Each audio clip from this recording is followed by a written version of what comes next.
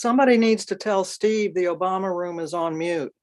Yeah, he's got to unmute the Obama room. I can try.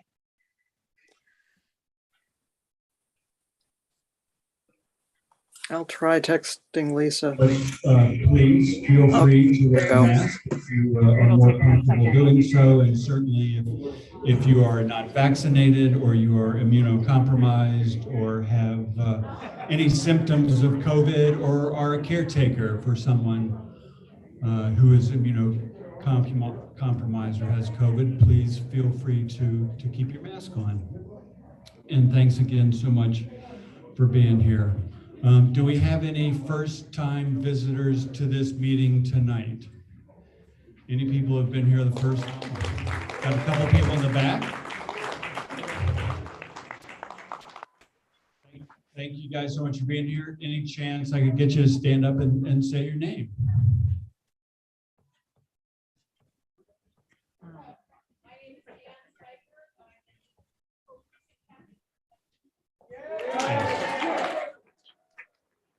Thank you, Ann.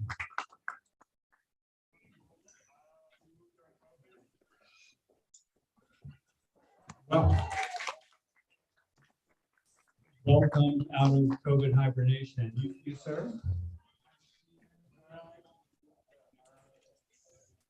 Stephen, welcome to our meeting. Anyone on this side?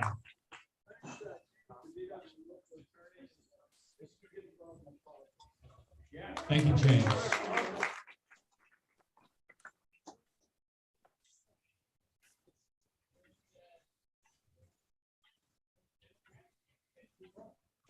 Awesome.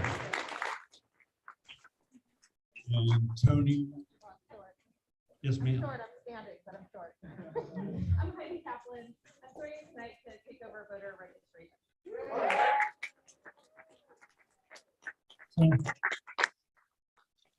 Tony is one of our Blue Victory Dinner chairs and has been doing a fantastic job at that. And Heidi has taken on the enormous role of voter registration.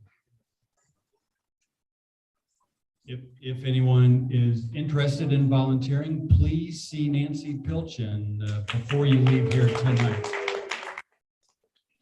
Our volunteer coordinator, and she does a phenomenal job at bringing people in and putting them to work doing things they want to do.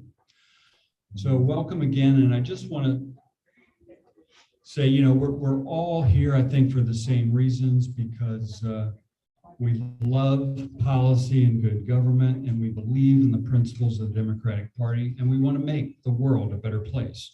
We want to make our federal government live up to the promises of the U.S. Constitution and make Virginia open and inclusive, and make our community reflect our values with great schools and great government services. After we made substantial gains in 2017, you know that we were able to pass Medicaid expansion. With 2019 majority, we expanded voting rights by making Election Day a state holiday, enabling no excuse absentee voting and automatic voter registration. We repealed medically unnecessary restrictions on women's reproductive rights. Opened access to collective bargaining for public employees, raised the minimum wage, enacted common sense gun safety, advancing criminal justice reform by getting rid of no-knock warrants, raising the felony threshold, and improving mental health interventions, expanded education access for dreamers, and protected the environment. You guys know the list just goes on and on and on what we were able to accomplish.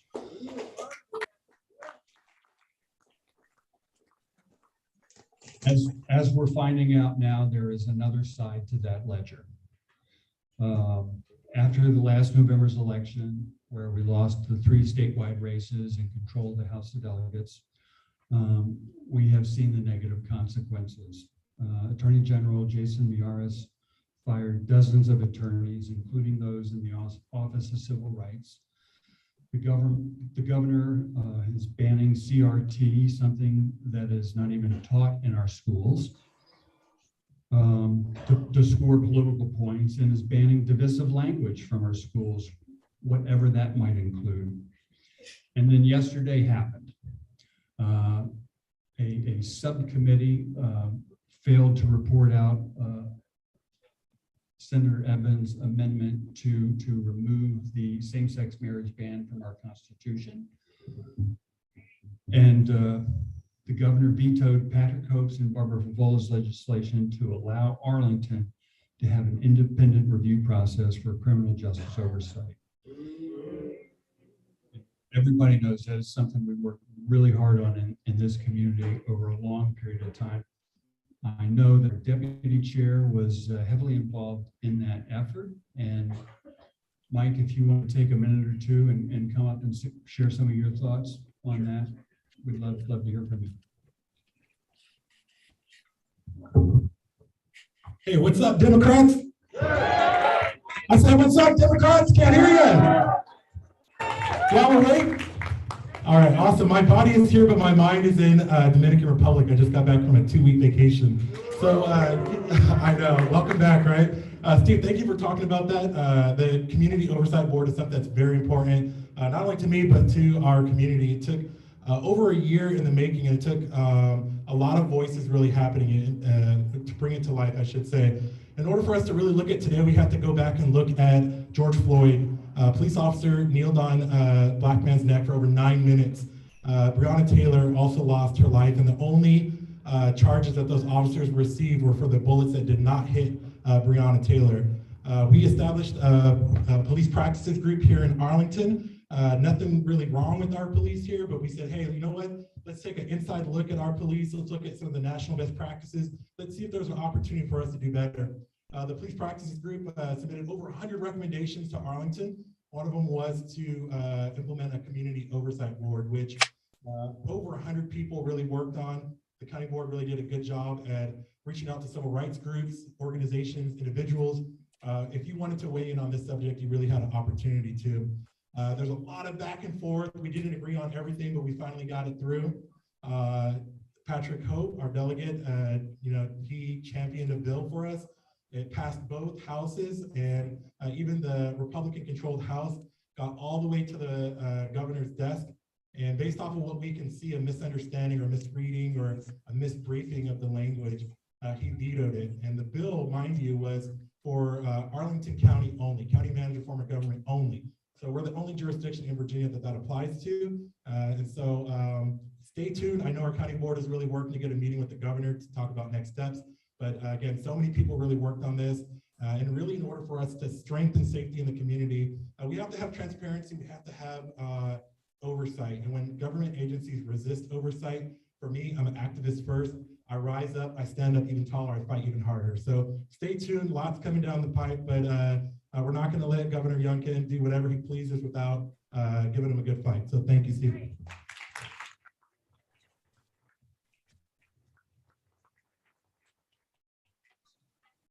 Wow, thank you so much, Mike. And like he said, stay tuned. I know we're working on a call to action, so we will have a very specific response out very soon.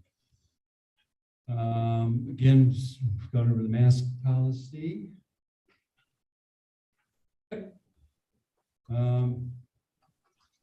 First up on the agenda, we're going to have appointed officers. We've got 5 or 6 appointed officers. I know Sarah Lampard has some precinct captains for us also when her portion comes up. I think I have 2 of her people on this slide, but Jonathan Dromgold, Equality Caucus, Heidi Kaplan, who we just met, voter registration. Diana Gordon is moving to voter protection. Brand Jackson returning as precinct ops vice chair. Susan Tatum is area co-chair. King and outreach vice chair, caucus coordinator Alexander Ritchie, and then BVB chair Tony Weaver in the back of the room. We just met him as well. Do I have a motion to approve? So moved. Second. All those in favor? Aye. Any opposed? The ayes have it. Thank you so much, everybody. Welcome. Now we have candidate announcements. As everyone knows, we've got a primary in the 8th District congressional race. Last month, we had the pleasure to hear from Victoria Beersing in her candidacy. And this month, our own Congressman, Don Meyer, is here to give his announcement. And Congressman, I believe you have 1 minute for someone to introduce you, and then 5 minutes for yourself.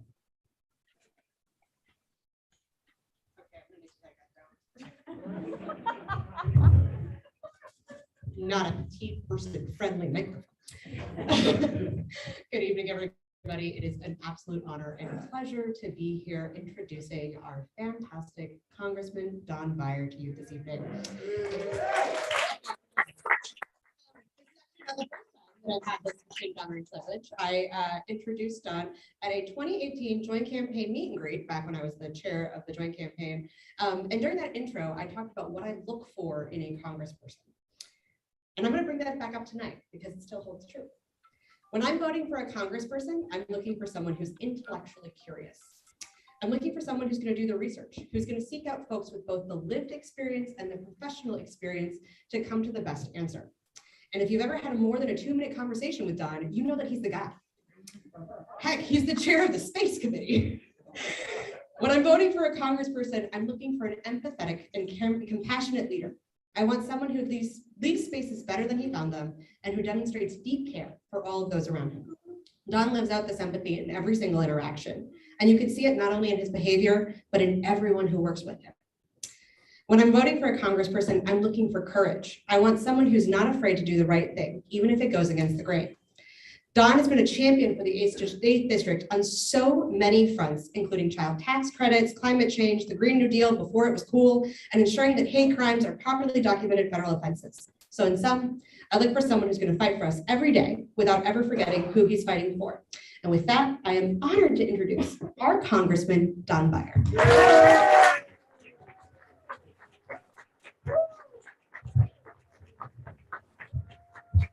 Good evening.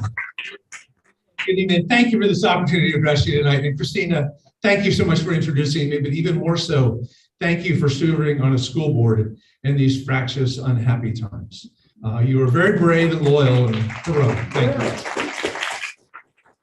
And I'm delighted to be here tonight with my partner in political activity these last 36 years, my beloved wife, Megan. She is a fierce ERA warrior, and she was among the earliest of the Biden champions, campaigning in the snow in Iowa and New Hampshire. And our marriage even survived my early Pete Buttigieg enthusiasm. We are all following the genocidal invasion of Ukraine, an unnecessary tragedy. Democracy versus autocracy, freedom versus authoritarian repression. But President Zelensky and the Ukrainian people inspire us all. We will stand with each other. And light will win over death, and light conquer darkness. So I stand before you humbly, gratefully, to ask for your vote on June 21st. I joined the ArlDems campaign in Arlington 40 years ago this spring. And since then, I've worked side by side with you to elect the very best people in our country. I'm heir to a rich tradition of public service. My grandmother, Clara Meyer, had 50 years in the federal government and was Frances Perkins' right-hand person when she was the first woman cabinet secretary.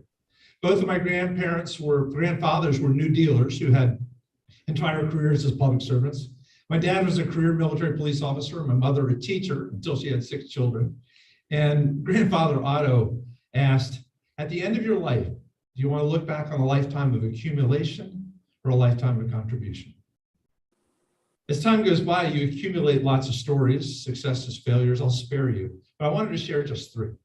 In 1992, with General Assembly approval, I created a commission on child sexual assault.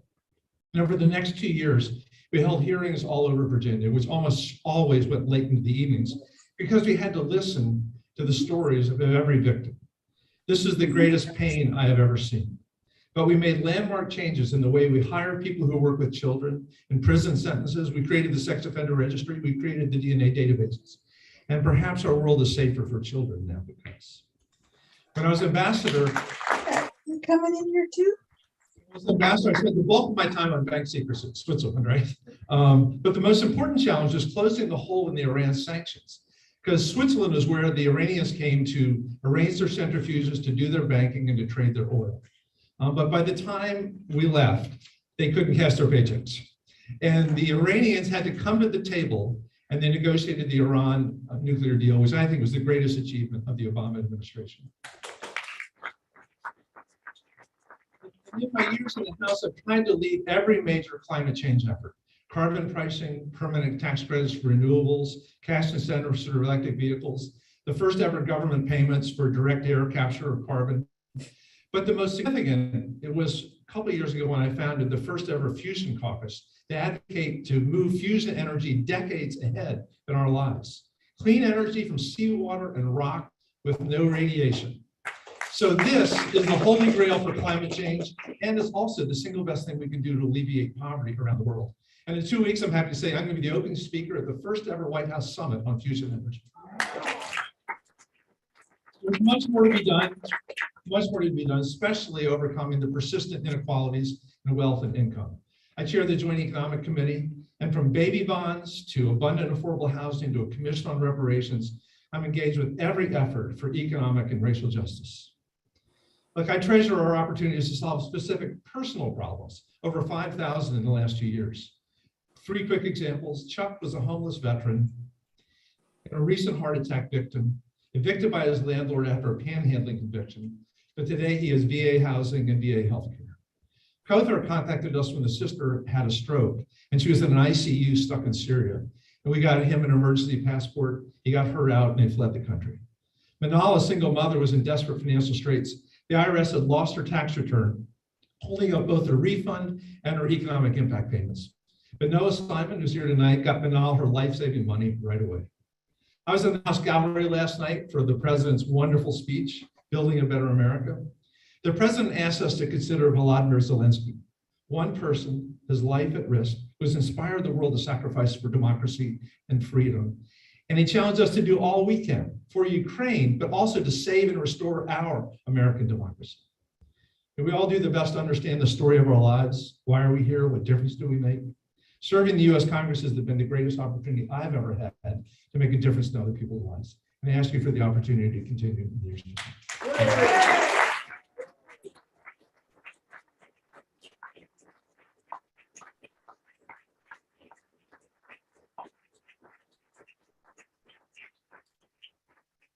Fantastic. Thank you so much, Congressman.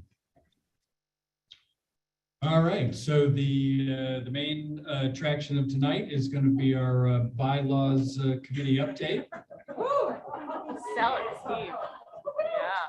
And in order to go through that fantastic presentation, I'm going to bring up our parliamentarian, Corey Barton, who's going to explain to you how that whole process works. Corey? Yeah, Corey!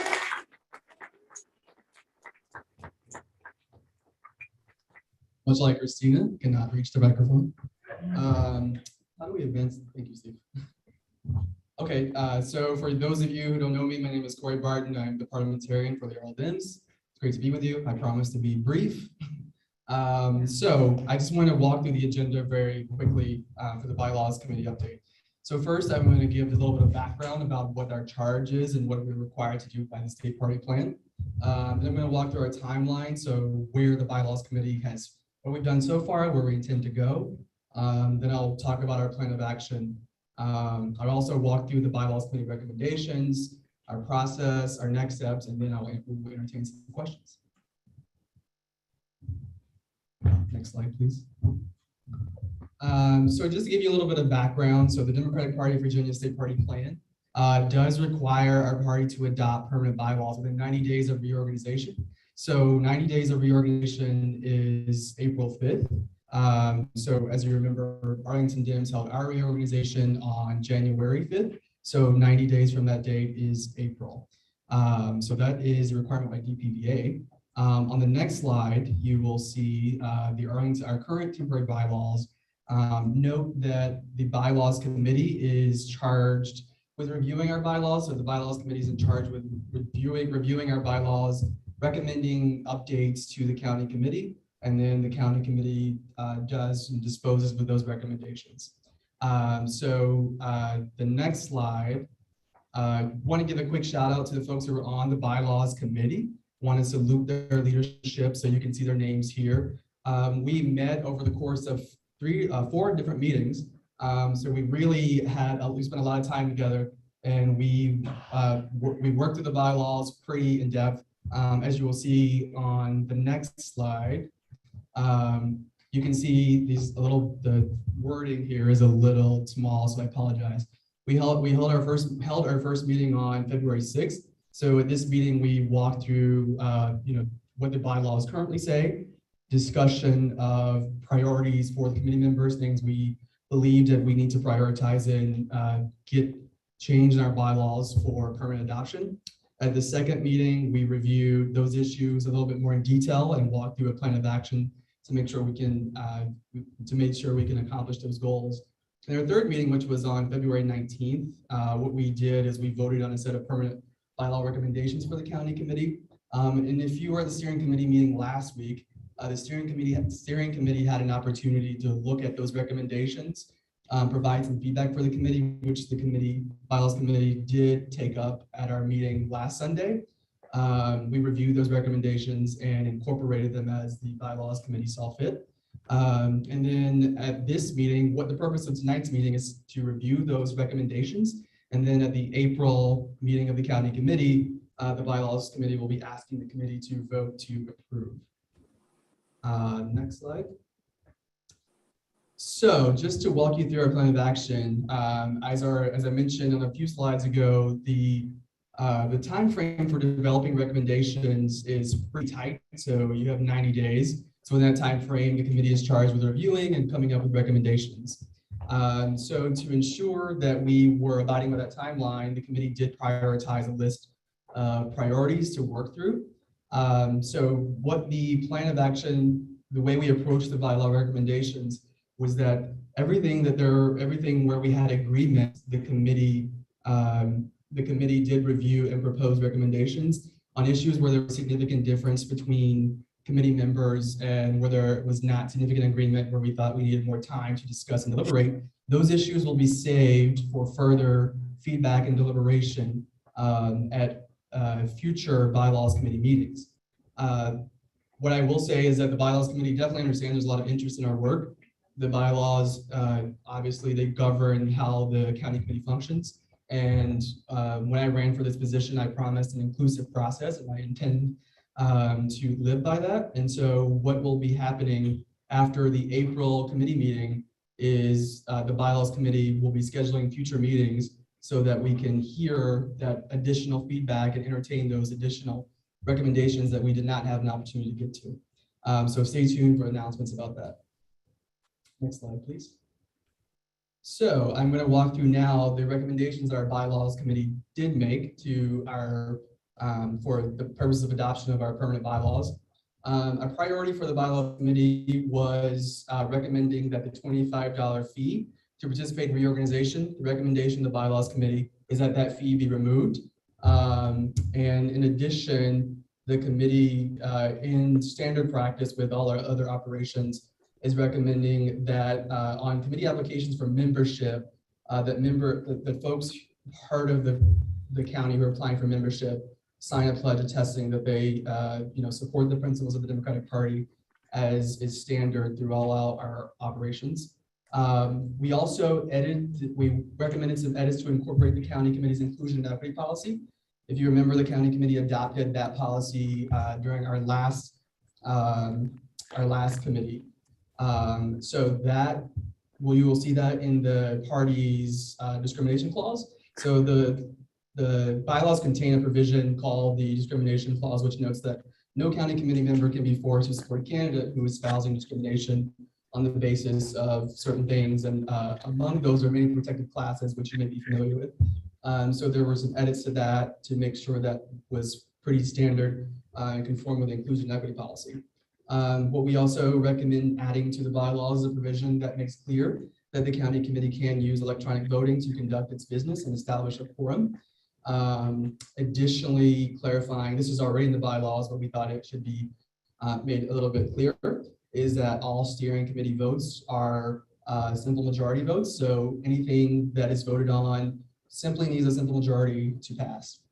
The Bylaws Committee also recommended that the Nominations and Election Committee be disposed of, since that committee was not actively doing business within the committee. So that is a recommendation. There is now clarification in Endorsement Clause that no county committee member can endorse a candidate before a primary, caucus, or convention in their capacity. Importantly, capacity as a county committee member. There was a provision also added that states that this does not prohibit someone from endorsing in their personal capacity. The committee did not believe that was in our ability to prohibit. So that revision has been added to the endorsement clause. Importantly, that clause does make an exception for our publicly elected officials. So they are at will to endorse. Next slide, please. There are clarification of certain roles, which I think everyone who's a county committee member should have gotten a copy of the bylaws, but there is, we also recommended some clarifications to the roles for executive director and parliamentarian, clarifying some things that had some ambiguity. So if you're interested in that, you can find that in the bylaws. There's also clarification of voting rights for precinct captains when they may begin voting.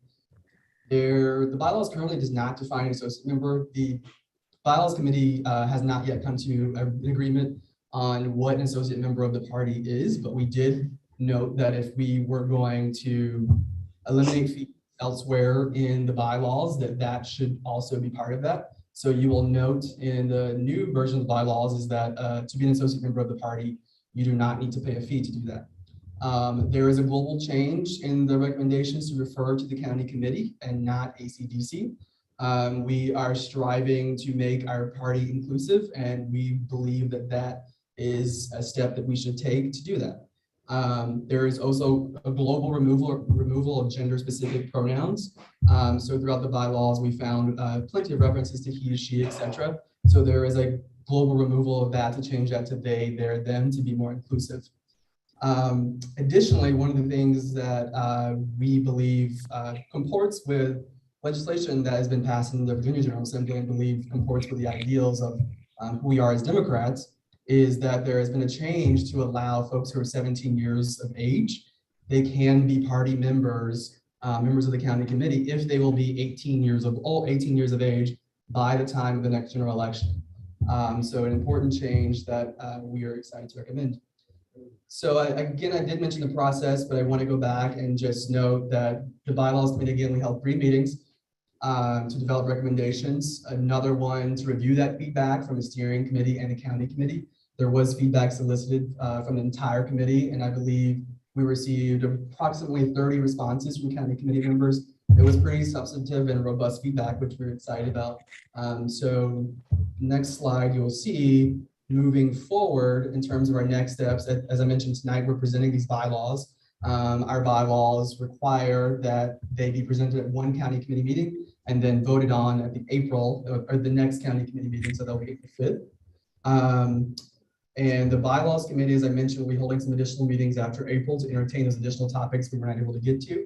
We do believe there should be consensus, and we are working to get that on those additional topics that we weren't able to reach consensus on. As you'll see here, some of those topics include the composition of the role of the steering committee. That is a very large conversation, a very important conversation. There are a lot of different beliefs about what that should look like. And the bylaws committee will be entertaining that topic, and we continue to welcome your feedback on that process. Another topic is reorganization, what that should look like. Membership rights and responsibilities, that encompasses a number of things. So rights and duties of party members participating in meetings, are there consequences for not attending meetings, that kind of thing.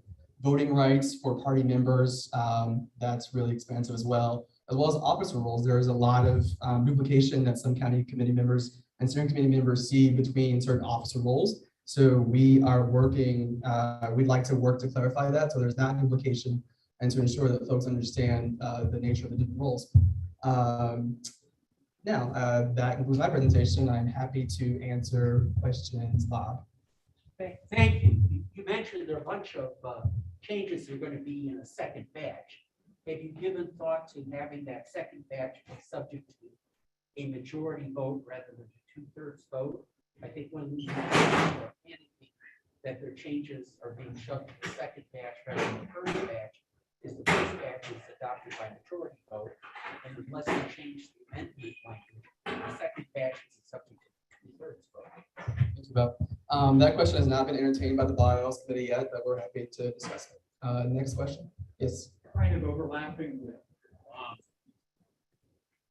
is the Bylaws Committee acting in a continuous improvement process? Things in the county, politics, whatever change, can that be done continuously? In other words, can you enact and the party enact bylaw changes at any specific time? other than just every 2 years? Yes. So the way our bylaws are current. Sorry, I cut you off. My bad. Gotcha, thank you. Okay. So the way our bylaws are written, so once, if there is a recommendation for the Bylaws Committee, we bring it forward to the county committee. Once we vote on that amendment, it becomes effective immediately. We've gotten that clarification from the state party that would be the case. And yes, to answer your other question, the Bylaws Committee work will be ongoing until we feel like we've exhausted all the feedback from members. So we intend to continue doing that process as long as there's interest. Yep. Any other questions? Yes. Are we going to be taking the vote electronically or approving it? For approving the bylaws. We haven't discussed that yet. I'm imagining, Steve, we're taking the vote next month at the county committee meeting. So we haven't discussed yet, basically, is a short answer. I would just recommend so people can actually read them. Yeah. And the draft did get Next sent month out. anyway. Yes, Steve did send or someone sent around the draft of the bylaws to county committee members. So you should have that in your emails. And if you were looking for a copy, we can certainly get you a copy. Any other questions? Yes. If we're not part of that, David, where do we find? So, sorry, can you repeat your question one more time? So if you're not on the email chain, where do you look to find? Yeah, if you're a county committee member, we can send that to you if you didn't get it the first time. Are you saying if you're not on the list, so you can post it on the website? Oh, yeah, I don't think there's any. Well, yeah, we can figure that out. And the current bylaws are on the website. Yeah. Okay. Yeah, we'll work on that. Any other questions? Not seeing any. Man, microphone back to you, Steve.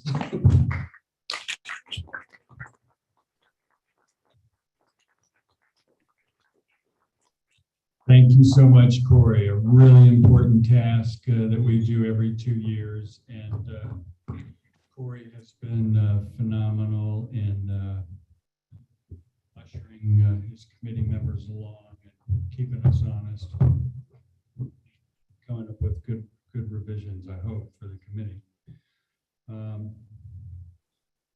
And again, just to remind everyone, review all those changes and we will vote on them in our April meeting. And keep the feedback coming because the committee is going to keep meeting. Another thing that we've been working on that we worked on last month, if you were at our meeting, is our school board endorsement process. The committee did vote in February to continue having a school board endorsement process. So following that meeting, we put together a rules committee made up of a number of us. I'm on it. Corey is on it. I believe Sankita from our outreach committee is on it. Praveen, who's here tonight as well, is on that committee. Sarah Lanford is on that committee. So we've got a lot of great minds coming together. Howard Slotky, our executive director, has done an enormous amount of work on that committee. And we are starting to come up with some different ideas. The first thing we tackled, which was sort of the easiest thing to address, were the dates and times for our tentative caucus now. If the print's a little small, I apologize. We are looking at 2 different weekends in early June. The 4th and 5th and the 11th and 12th. At our steering meeting last week, it was clearly indicated that people thought we needed to have a weekday. So we will probably swap out one of those weekend days to have a weekday voting for people who work on the weekends. And that would likely be either the 7th or the 9th. I fit Drew Model School in there. We don't have that quite set up yet, but that's something that we'll address at our next meeting. A number of these other places we do have reserved, and we're sort of double and triple booked in some cases. So we have options. We're not going to have voting at all those locations, but we're going to pick the ones that we think will be the most effective. And we're going to go with that. And I think if you can see the list, we're looking for maybe a Sunday voting time at Drew, and then we'll have one of our weekdays to be determined. And then at the following weekend, we will do the traditional day long at Washington Liberty.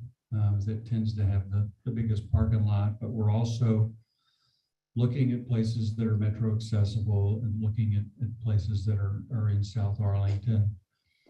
In addition to kind of spreading out the places and the dates, we're going to have a sticker program where we target some of the more underrepresented precincts, I think, and go door to door using the same maps we use with the messenger, and leave a sticker to let people know what the event is and when it is and how they can vote. So we're doing that to try to increase participation. One way we're going at it. And then another way is we're going to continue the community engagement. I know we've got people in our committee right now working to bring in groups that have feedback. We'd love to hear from stakeholders and interested groups in the community who have ideas on how they think we can make the process better. That's a really important part of the process, and we hope groups will come forward. I think we've got a few, maybe just as of recent, that have expressed interest. We will set up Zoom meetings with those groups in our rules committee and just kind of sit down and have the conversation. That part of the process really needs to end somewhere in the middle of March, so that the rules committee can take back all of that good information and really build a set of rules that we hope will be, more fair, more equitable, and more inclusive. The rules that result from that process, like the bylaws, we will vote on in our April meeting. So April will likely be a pretty busy meeting. Tentatively, if you're someone who is considering running for school board, you can kind of count on those June dates as the dates when voting will occur, and then the filing period, which I think is cut off at the bottom of this slide, is going to roughly be April 6th to April 27th. Again, that is all tentative at this moment. But if you're a candidate, we wanted people at least to have ideas in mind of when they needed to get organized to file to be a part of that process. And of course, anyone interested in running for school board, now's the time to get your campaign together and get your campaign manager up and running and start talking to folks in the community and letting them know you're running. All right. Questions? Yes.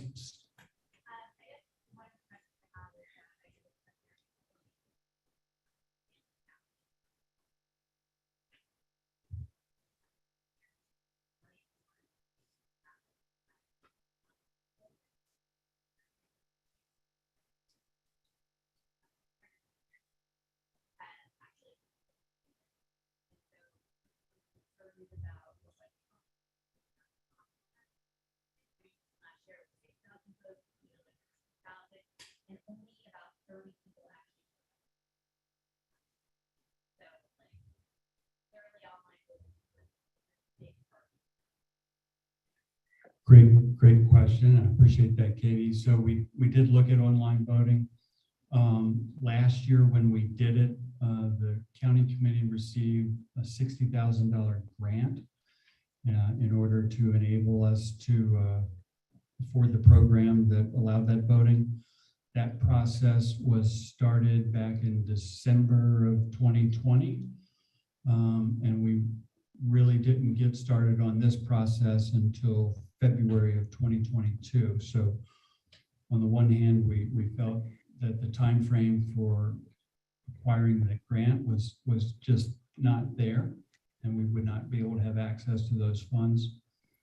And $60,000 was a lot of money to this committee, and not something we're able to do otherwise. I know our technology director spoke to the DPVA tech vice chair and our tech guru at the DNC, and concluded, I think, for a number of other reasons, that it would be too difficult to have online voting this year. So that's how that decision, that's where that decision stands at the moment. I don't anticipate that that's going to change, but hopefully we are trying to make the in-person experience more inclusive. So we'll, interested in seeing if we can get more people to show up and get different folks from different zip codes. Katie?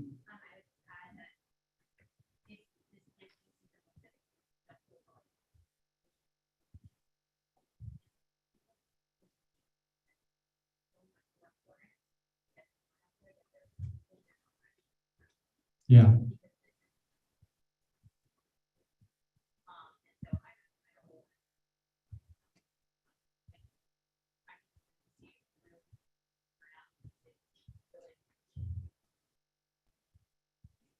And the question was about the compressed timeline for campaigning, as the rules won't be voted on until the April meeting. So people can start campaigning now if they know they want to be a part of that process. Once the rules are approved April 6th, they'll have a little bit over 2 months before voting begins. So they've got 3 months from right now and at least 2 months from the time that the rules are finally approved. Absolutely, the process did get pushed back for a number of reasons, but mostly because we really wanted to take a look at the process and see how we've been doing it and try to find ways to improve it as we could. That timeline, that's the timeline we have to work with. Yes, sir. My name is Brendan Clark, and I will be announcing in April that I am running for school board. I've already qualified for the ballot for the school board, and I am an ACS. So I do have a vested interest in it, and I look forward to hearing more about it. Brandon, thank you so much for being here. Yes, ma'am. The sticker messages that we're going to be putting on the door are for the school board caucus, right? Okay. Do you have an estimated time of which month we'll be doing that? So that's going to be as we get closer to the election. No, a lot of that has not been determined yet. It would be my guess that we're doing that somewhere between mid-May and the time that voting begins, and possibly closer to the election time. I see John seated in the back.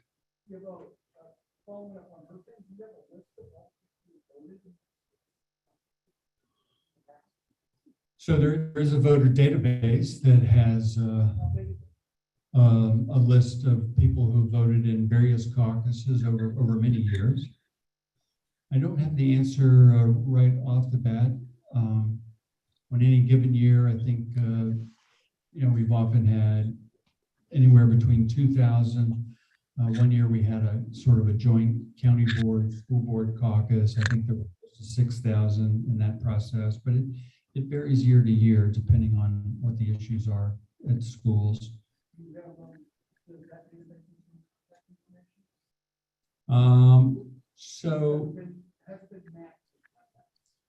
And are you for parties use or for private use? What's I think, the problem is that the Yeah. And you want to reach out, naturally. She said something about 6,000 people. So the sticker program is going to go to a lot more doors than people who have historically voted. That's good. I'm thinking that there are other ways to find out. And I think, so we did that sticker program last year, and I saw Howard come in. Howard, do you remember how many stickers we did last year? I want to say, but it's just, I want to say it's like 28,000.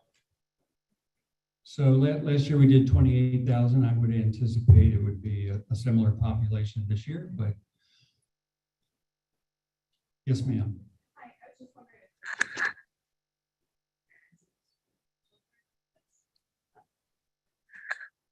Just like the school advertise, emails, or PTA.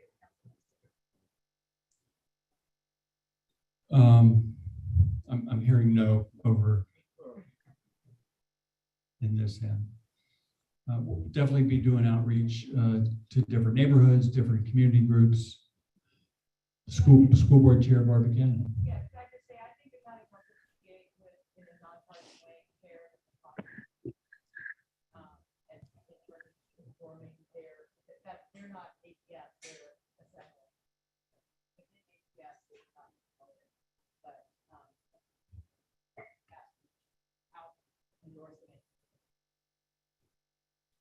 So may I add that here are outreach PR.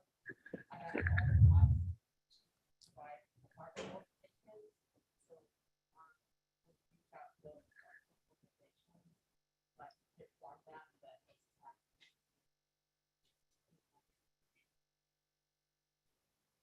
Thank you, Sangeeta.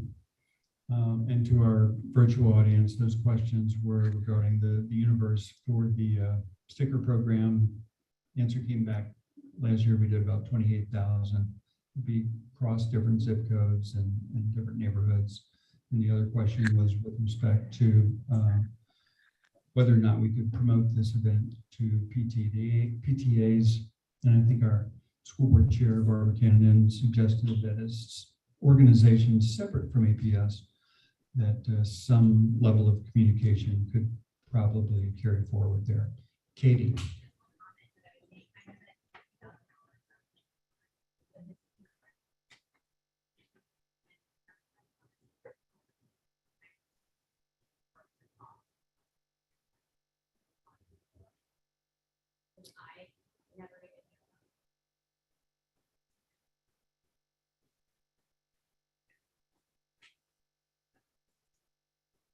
Appreciate that, Katie. Thanks. Thank you. And the comment was, regardless of the $60,000 grant that we got last year, that you know, it's a very important issue for people to show up and vote. And you know, I think everyone in this room agrees with Katie on that. Yes, sir.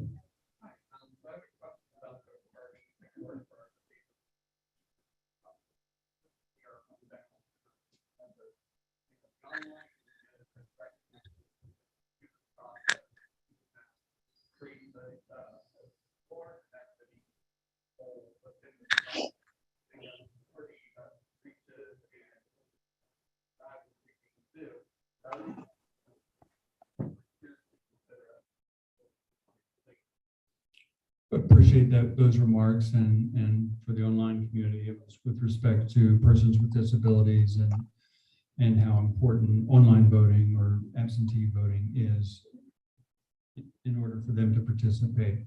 And point well taken. And you know, if we're able to do something, we certainly will try. When we have in-person voting, we will have disability services voting. So. And we do have a Rides to the Polls program, so there are ways that we might be able to help people get to the polls if they're not able to get there themselves. Really appreciate the great questions. It's an ongoing process, and we are working to make it better. I feel like by some measure we will, but we won't give up. You know, if we find something that works better this year, we'll stick with that, and we'll happy to continue to consider new things as time goes on. Mr. Spain. So, on your plan, how would you measure success? What do you think does in the process? Great question. And, you know, I'll have to have time to sort of think about that. But, you know, the first measure of success is having a higher level of participation, but not just having a higher level of participation, having broader participation amongst a variety of communities, including those communities that are historically underrepresented or historically marginalized. To me, that would be a really big, great first step for success. And of course, you know, electing really great people to the school board too, because at the end of the day, it's all about the kids and the education they're able to get in Arlington. So those are my two thoughts. And for those in the audience that didn't hear, JD Spain's question was, how do we measure success? A great question, and one that I think we'll continue to ask ourselves each year as this should this process continue. Thank you, everybody, for all those great questions. We will do our best to keep people up to date as the process continues.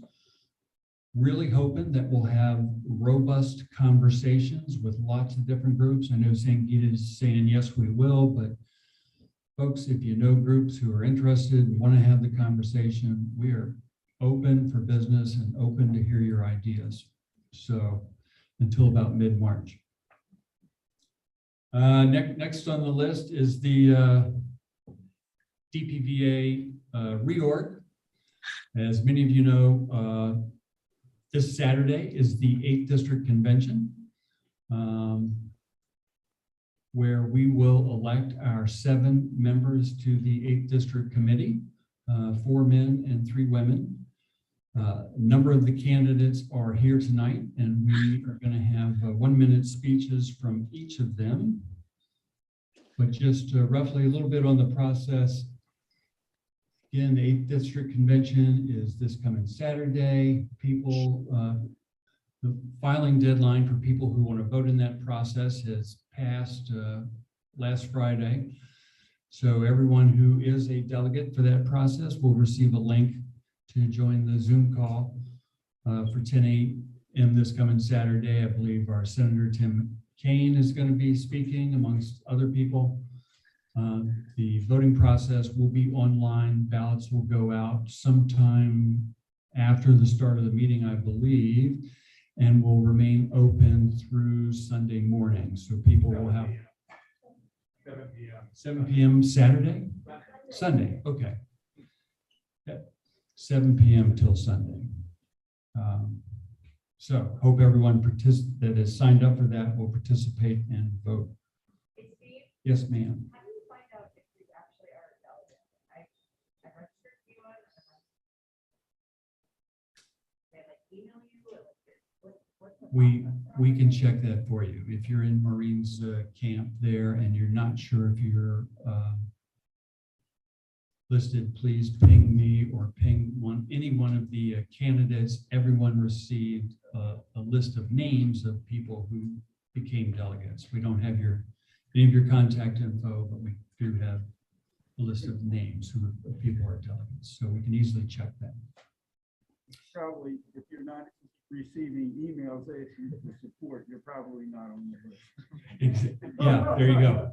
So the candidates have been sending emails out.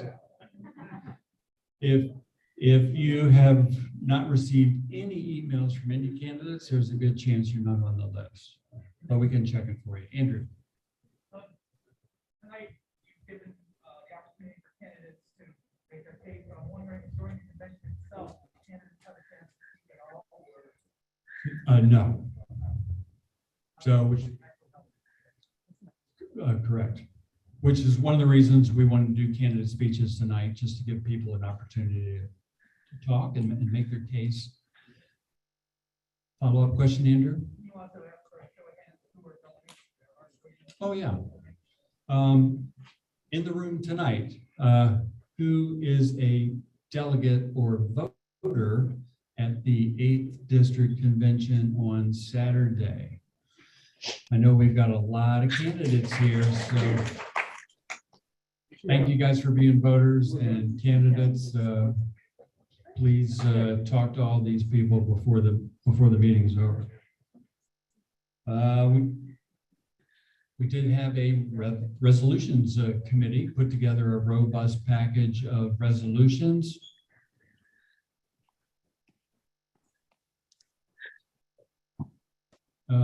Matt, anything we need to know on this process? Yeah, we have about 22 resolutions that we put together. The committee met about 3 times on all this. It's a total about 4 hours. It's going to be an up or down vote on everything.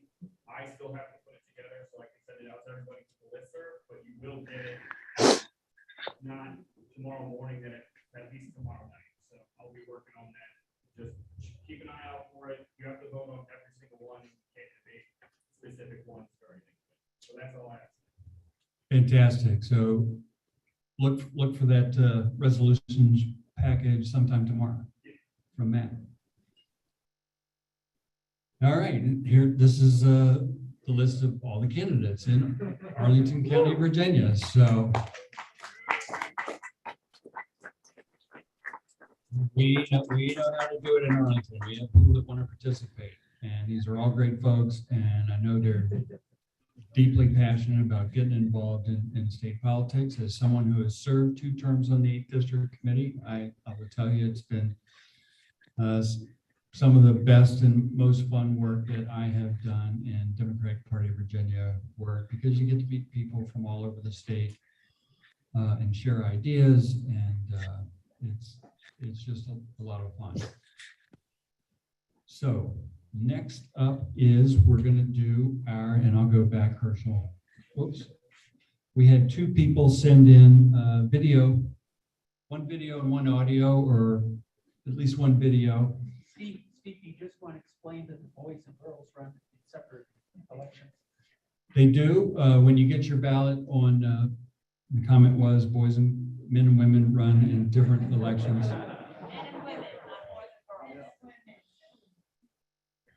And so you do get to vote for 4 men and 3 women, and there is some component for non-binary candidates, but I don't believe that we have any non-binary folks running in the 8th this time, so that calculation does not come into play, but it is part of the rules now, so it is possible.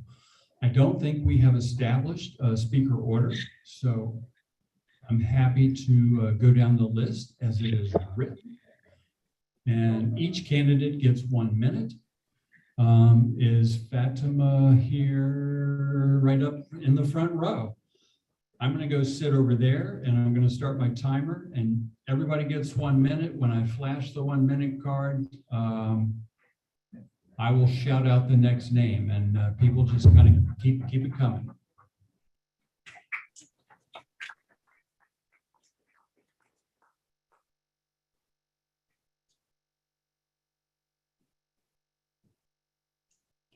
Good evening, Arlington Democrats.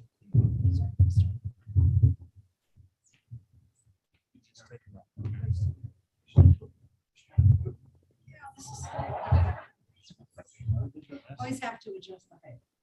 Okay, well, good evening, Arlington Democrats. I'm Fatima Argan, and I'm asking for your vote to represent Arlington on the 8th CD Democratic Committee and advocate for and amplify underrepresented voices in our democratic processes.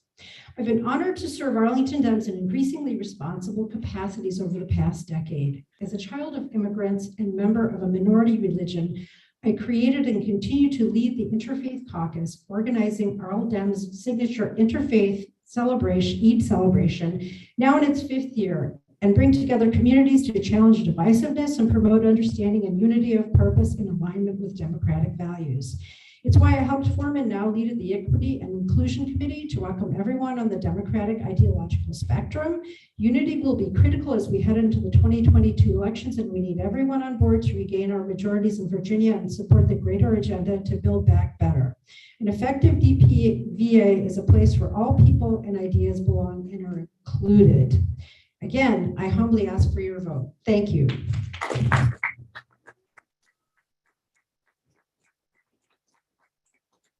Brian Coleman. Brian, thanks for being here. Thank you.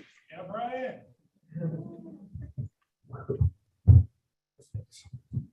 Hi, good evening. My name is Brian Coleman. I am a member of the Virginia Grassroots Coalition, the Arlington branch of the NAACP and WOFA, and I'm here to humbly ask for your vote this coming weekend. First, I want to start off by saying that if elected, I'd like to give a few examples of initiatives I would push for, that I would push for an increase in resources for outreach efforts to Black and Brown communities to not only assure them that the Democratic Party doesn't just care about them during an election cycle, but to reassure them that the history of all Americans matter. I want to expand collaborative initiatives with local advocacy groups to improve the Democratic Party's understanding of local issues and strengthen our relationships with the communities that they serve. I'd also like to support transparency measures, such as making the contact information of convention delegates readily available to Central Committee candidates, to build trust with potential voters and reduce unfair advantage to the local party leaders and political insiders. I believe it's time that we have our leadership reflect the communities that they represent and the Democratic Party that fights for all of us. Thank you very much.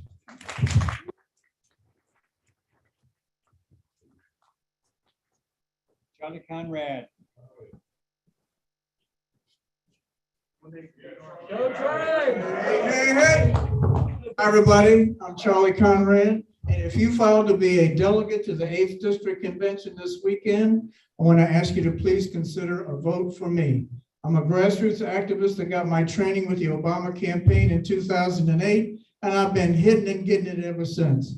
In 2020, when we couldn't campaign in the traditional ways, I set up a little studio in my condo. I created 4 Zoom classes a week, and I taught people how to campaign virtually through the Joe Biden website.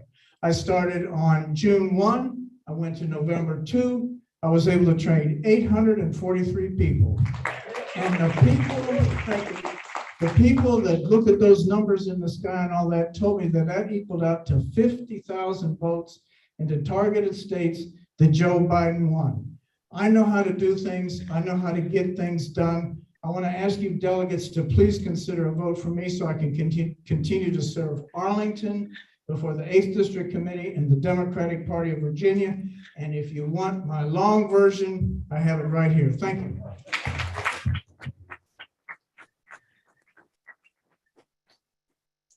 Tim, it's Tim Dempsey here. Eric? Hey, everyone.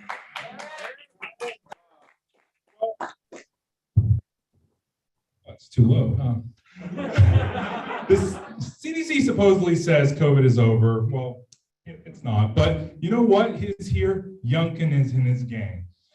And I want to tell you something. To see the 8th seat is more than just the 8th. This is the bluest district, among one of the bluest districts in the whole country. This is about all of Virginia. So I want to say, congressional districts are different than state races. Our congressional seats are at risk, especially Spanberger and Lauria's. And to truly understand congressional campaigns, you need direct experience. I've actually run for Congress many years ago. I've dealt with DCCC meddling, DCCC state party issues, PACs, unions, and how to keep DCCC out. I've worked with the vice chair and executive directors of DCCC in good ways and bad. And I've directed campaigns of $50 million on produced videos with Northam's campaign firms, and actually touched 2.5 billion people with impressions during the 2020 campaign. Here's the hard truth. Spanberger and Laurie are both in trouble. I know what they're up to, and we cannot give up on these seats. And just like facts matter, experience matters. And we need to experience to leave Virginia out of this. My name is Eric Feigelding. Thank you so much for your time.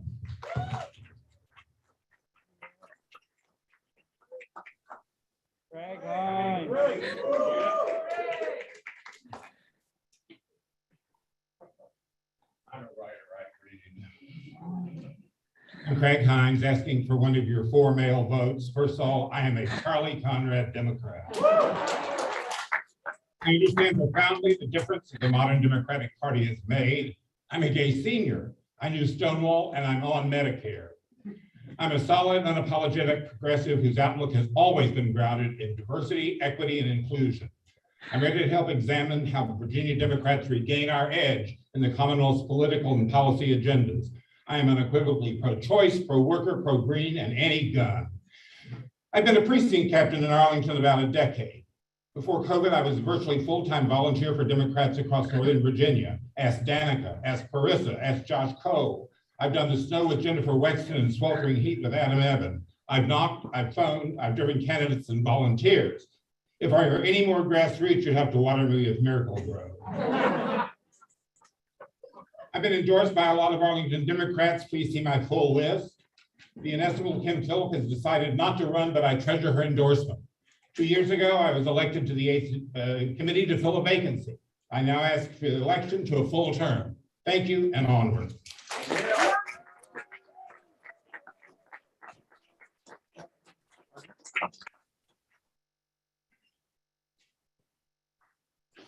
Hello, my name is Kristen Hoffman. I'm in Westover Precinct. I'm a mom, a veteran, and a cancer survivor. Today, I'm also lucky and relatively privileged. I feel I owe it to people who don't have the time, the resources, and the energy to be involved in politics to make our party more accessible to them and to push candidates and politicians to be more in line with the principles of the Democratic Party. As a Bernie Sanders delegate, I've definitely analyzed the pros and cons of the Democratic Party, and I'm still here because the DNC Charter's preamble is a very hopeful statement. If we can put into action what we put into writing, we can be great. And that's also why I, as the secretary, am sometimes a harper on the bylaws and rules. We need to do what we say we are going to do. We need to build trust and transparency into our operations. So on the 8th CD committee, I want to be a liaison and communicate more between the DPVA operation and what Northern Virginia Party priorities, issues, and best practices are. Vote for Kristen Hoffman on Saturday, please, and thank you.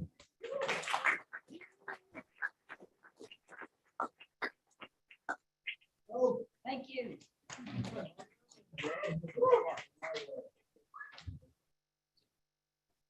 I am Margot Horner, and I am seeking one of Arlington's 3 female seats on the 8th District and on the Central Committee. I'd be honored to receive your vote. My goal is to maintain working relationships with everyone and to seek a common ground to move our congressional district, our local Democratic committees, the Young Democrats, and our party forward by listening to all voices and valuing all participants. This is my campaign material. I put it on each chair, and that goes into a lot of specifics with regard to what we've done in the 8th District. 3 Arlington members of the 8th CD did not seek re-election. Kim Phillip, 8th CD website manager and a coordinator of the 8th District's Kennedy King Dinner. Jason Rylander, an environmental lawyer, also skilled in election law and protecting the right to vote. Steve Baker, the face of Beyond Arlington, and for many years, Steve has worked on outreach in Arlington and throughout Virginia. I think we should give them a hand. Because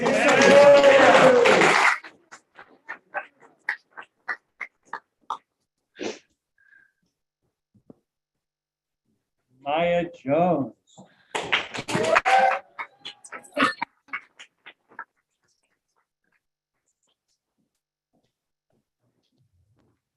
Hello, Arlington Dems. I hope you all are doing well today. So my name is Maya Jones, if you don't know me. And we just finished a month of celebrating Black leaders. And now it's March, so now we're going to be celebrating women leaders, and that's so exciting. And I'm so proud to be the only Black woman running for the 8th Congressional District Democratic Committee from Arlington. When I moved to Arlington, I registered voters of color across Virginia. I registered people in Arlington, as well as in Richmond and everywhere. I also registered voters in Georgia. I also helped our first Democratic senator from Georgia that's Black get elected, as well as our first Jewish one. I have extensive experience inside of Democratic elections, and I want to make sure that I support those in Arlington as well. As an 8th city member, I want to bring together progressive and moderate Democrats, as well as Black and white Democrats and young and old Democrats, because it's important to make sure that we are strong, but we have to be strong together. We have to make sure that we come together to build a better future. I am just asking for your vote this Saturday, and I hope that we can uphold our democratic values together.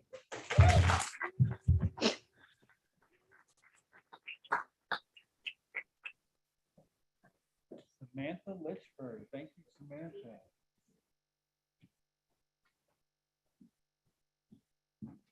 Hi, all. My name is Samantha Litchford, and I'm humbly asking for your vote.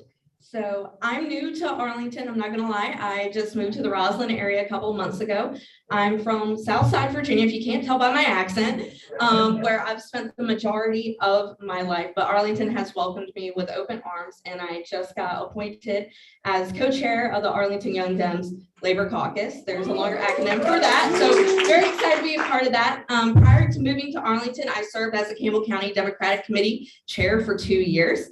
And I served on the 5th District Committee for about 3 years. And I was the youngest elected member in that district committee, where I was charged with basically connecting campaigns to 23 different committees. I'm a previous campaign worker. I've worked for Liza Senator Kane and Dr. Cameron Webb, who ran in the 5th.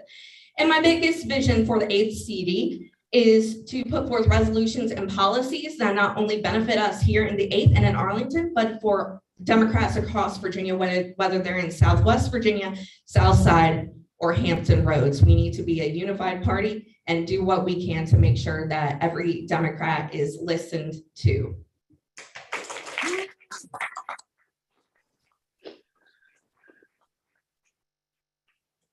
All right, now, Carol Lieber, we have the video for.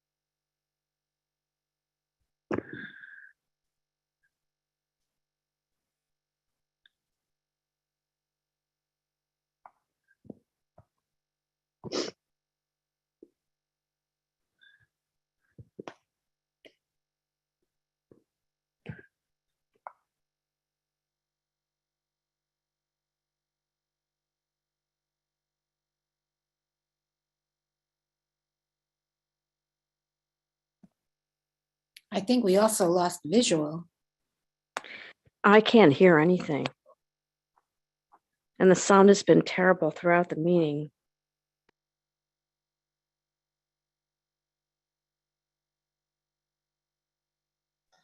I agree that the sound quality was very distracting. I couldn't. Yeah, and actually, what you can do is you can pin the Obama room video to your page. So the video we can get. However, they need to, Obama Room needs to unmute.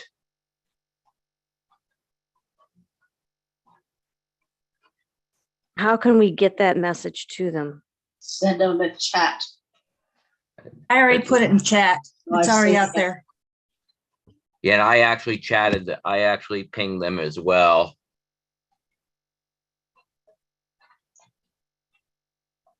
Okay, they said that they just acknowledged.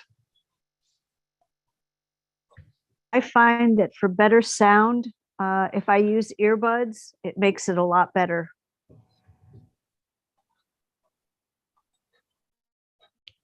I agree with that. I haven't had any problem with sound and I always use a headset.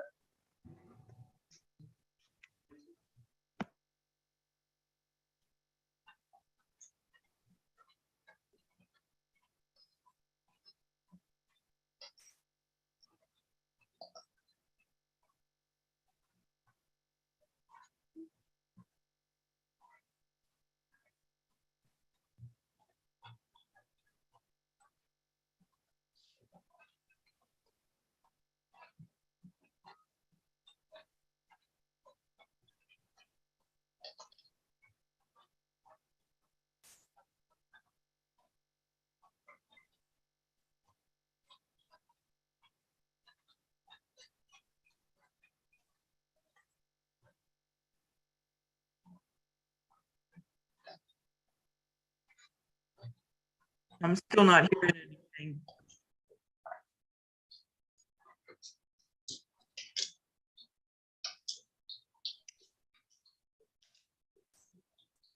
Yeah, it seems like we were totally disconnected.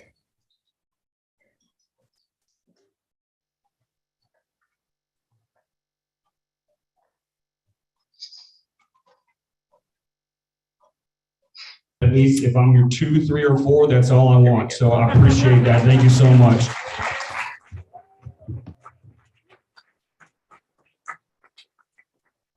What's going on? Hey, awesome candidates we have, huh?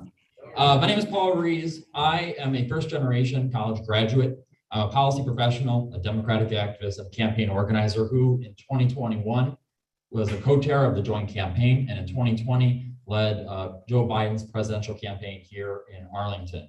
At the time, we mobilized 1,500 Virginia Democrats to support grassroots phone banks, canvases, and visibility events for Joe Biden, but there is so much more work to do. Our responsibility to the president's agenda did not stop the day that we defeated Donald Trump. On the HCD, I would have a voice on the State Central Committee. In addition to my current role as communications director for the Arlington Democrats, I could reflect our party's diverse voices and improve how Arlington communicates its priorities with the state party.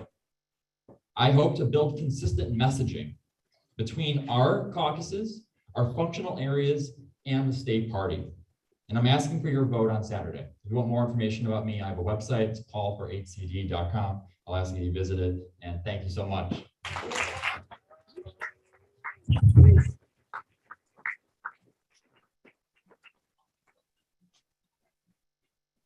Wow, what a group of candidates. Thank you so much, Paul. Thank you, everybody, for speaking. We've got 2 more people, Carol Lieber and Maureen Markham. Mike, can you cue them up? Do I need to do something with the slides? Carol should be next in the video. If you advance to the next slide.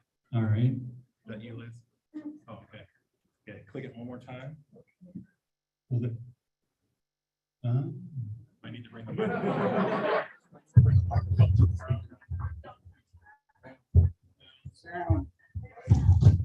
Where you want me to get? Over here near the computer. Oh, we got to start over. Yeah, start over.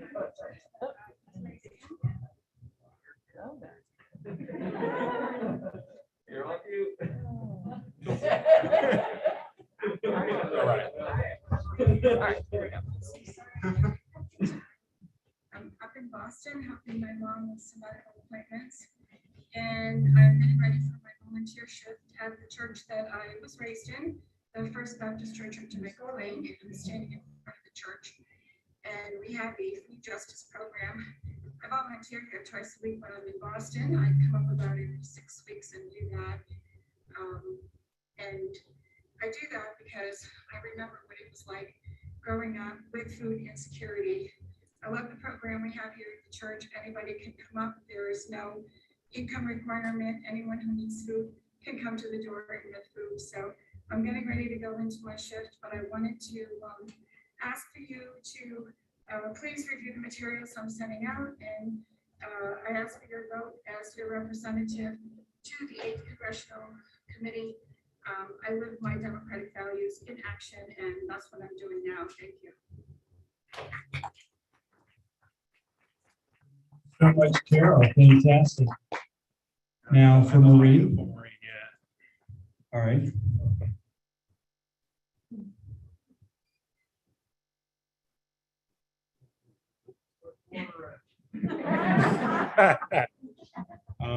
I'm on the Zoom on my phone, so let me try. I'm gonna send it to.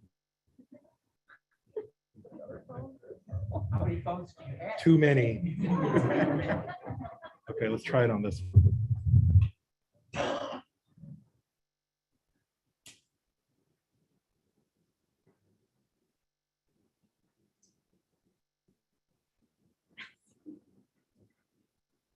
At least you're holding our attention. Sorry, everybody.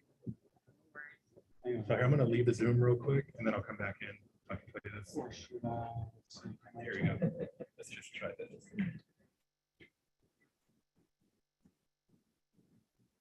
Good evening, fellow Democrats. I'm Maureen Markham, and I'm asking for your vote to be one of 3 8th District Democratic Committee women from Arlington. As many of you know, I moved to Arlington in 2005, specifically to help turn a red state blue. One of the most thrilling moments of my political life was when the AP called Virginia for Barack Obama in 2008, and seconds later declared him to be our new president. Since then, Virginia has come so far, and I'm proud to have been a part of that progress. During these troubled times, we can and should take inspiration from our past success, but we must also focus on the future, and we can't lose hope. We are a big tent, which is both our strength and our challenge. In these troubled times, it's so important that we all pull together because we have so much more work to do. Thank you for all you do, and I hope that I have earned your vote. And a minute sure goes by fast.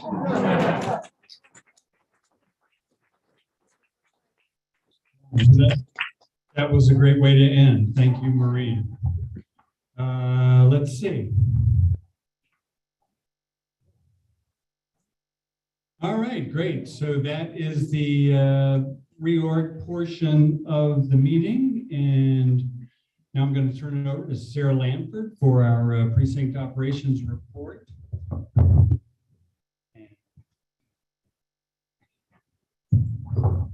Howdy, everybody. Thanks for sticking in here. It feels like a long meeting, but we're going to be over soon. So I'm going to keep it short. These are not the slides that I had prepared for tonight, so I don't know where those went, but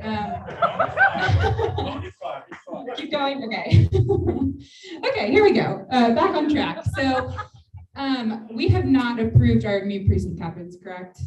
Okay, so well, I want to make sure we get the procedure right, so I'm going to throw it to Corey. What do I need to say to get it right? Yeah, just ask if you have a motion. Do I have a motion to approve our new precinct captain? Second. Thank you so much. I just want to give a quick shout out to these 4 folks, Jack Bardo and Hume. Katie Sunderland was here earlier, but she's coming on in Cherrydale. Jalali Benwady is going to take over in Wakefield, and Steve Wansik in Buckingham. Fran and I have been meeting with these folks. They're super energized, and we're really, really grateful to have them on the team. So if you see them, say hi. Oh, all those in favor? Thank you. Yay. Congratulations to our new precinct captain. I'm just going to give a quick functional update. We've been hitting the ground running since we took over. We've been holding our first of 3 precinct captain trainings this week. Thank you to everyone who has attended. If you haven't had a chance to attend one, we have 2 more on Saturday and Sunday, so come on out to those. Our MUBS working group, if you remember, that's a big focus for us in Precinct Ops this year. Big shout out to Mark Fiamara, who I see here, who's helping lead that effort. That MUBS working group met February 12th, and we're gonna meet again on March 13th. So we're chugging along with that work. And then we've been streamlining our communications with our bi-weekly precinct primer emails that are going out to our precinct captains. So I hope y'all are enjoying those, and I seek any feedback you may have for me on those. And then I wanted to do a new thing this year where I highlight a member of Precinct Ops who's doing incredible work. And I think this will surprise nobody that our first Precinct Ops member highlight is Mary Detweiler, who I don't think I've seen here tonight. But she is our co-area chair in West Area, and she's a precinct captain in Overley Knolls. I think if you know Mary Detweiler, I think a great word to describe her would be tireless. There is so many things she's working on, but just to highlight, she has recruited 2 new precinct captains ahead of our reorg. She and Josh Catcher, her co-area chair, organized West Area's first area meeting of the year, and it was a lot of fun to see those faces and game out the year. And she is helping coordinate efforts on the Virginia redistricting program, which is going to be an awesome event that everyone should register for. It's going to be March 13th at 4 p.m. And our own Sam Shirazi is going to kind of give a rundown on what happened with redistricting. So with that, I think that takes us to the end of my update. Please join us. I've seen some new folks here. I will track you down, so you might as well come to me first. Thanks, y'all.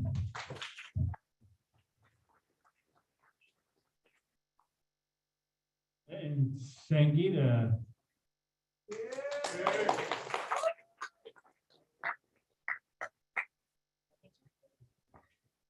Hi, everyone. Hello. How's everyone doing? Okay, come on. All right. So, so we all know that outreach is full of several caucuses as well as different visibility groups. So we're going to start with alphabetical order. First is Aapi Caucus, which I used to be the co-chair of. They have their meeting on the 3rd Sunday of every month. And this month, it was held just this past Sunday. As you know, we just had Lunar New Year, so they collaborated with the Fairfax Dems, API, which their caucus is relatively new. And they are partnering with the Business and Labor Caucus to do a coffee chat with Congressman Don Meyer and the other candidate, Victoria Veer Singh. That's going to be at Busboys and Poets on April 9th. So save the date, please. It's going to be in person, and we're also going to do a live stream. Okay, Black Caucus. Where's Maya? Come on up, girl.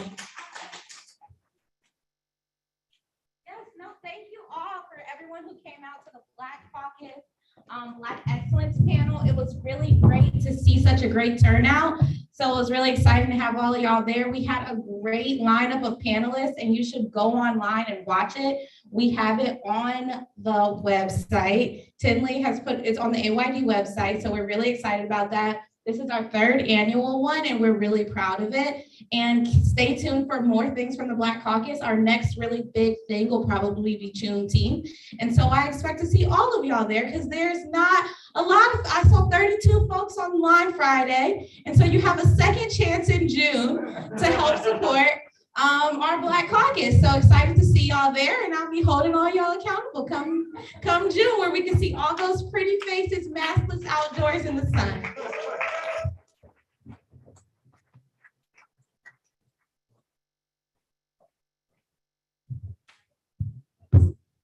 Hi, I'm Arbra.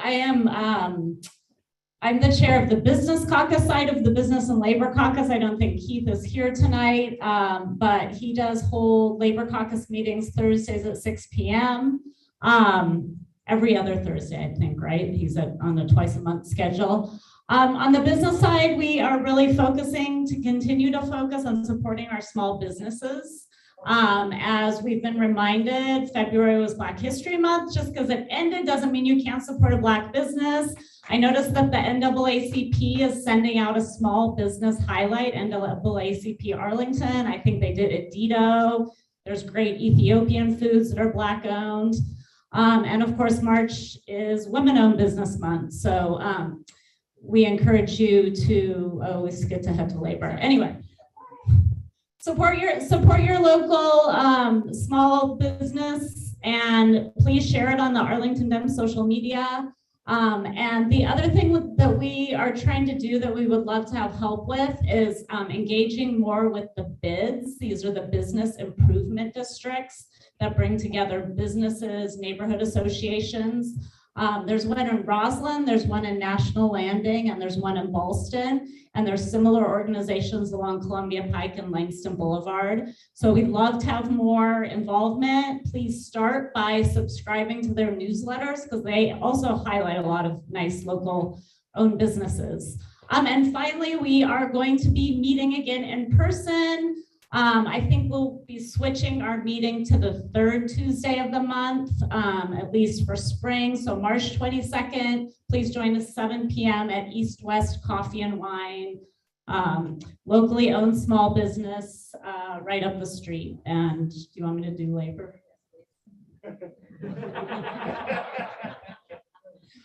Labor Caucus. So speaking of coffee, they're supporting Starbucks, Union Kitchen, and the Movement Climbing Gym all have workers organizing.